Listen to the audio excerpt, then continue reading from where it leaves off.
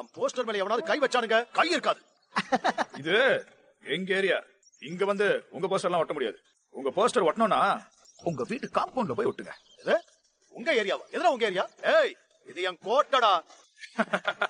அது நீங்க ஜெயிச்சதுக்கு அப்புறம். இப்போ ரூலிங்ல நாங்க ரூலிங்ல இருக்கும் போதே எங்க ஏரியாக்கு வந்து போஸ்ட் ஒட்டிங்களா? ஏய் தென்னரசு, இவங்கிட்ட சொல்லி வை. நான் ஒரு அளவுக்கு தான் பொறுமையா இருப்பேன். பொறுமையை இழந்து களத்துல இறங்குன எத்தனை பேர் தலை உருளுன்னு தெரியாது.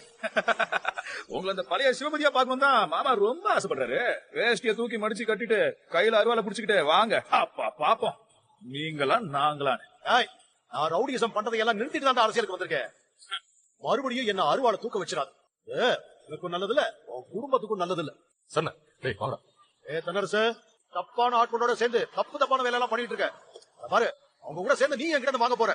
ஒழுங்கு மரியாதையை இவங்களை விட்டு விலகி போயிரு. இவனுங்க பேச்ச கேட்டு என்ன பகச்சுக்கிட்ட. ஏய், என்ன பத்தி உனக்கு நல்லா தெரியும். எவ்வளவு ஒருத்தி பேச்ச கேட்டுக்கிட்டு என்ன வீட்டை விட்டு அடிச்சு தரத்தினவர் தானே நீங்க. எல்லாருமே பெத்த பிள்ளைக்கு தான் சப்போர்ட் பண்ணுவாங்க. ஆனா நீங்க தேனுக்கு சப்போர்ட் பண்றீங்க. நான் யாருன்னு காட்டுறேன். இந்த தேர்தலில் உங்களை தோக்கடிக்கிறது தான் என்னோட முத வேலை. அதுக்கு நான் என்ன வேணாலும் செய்வேன்.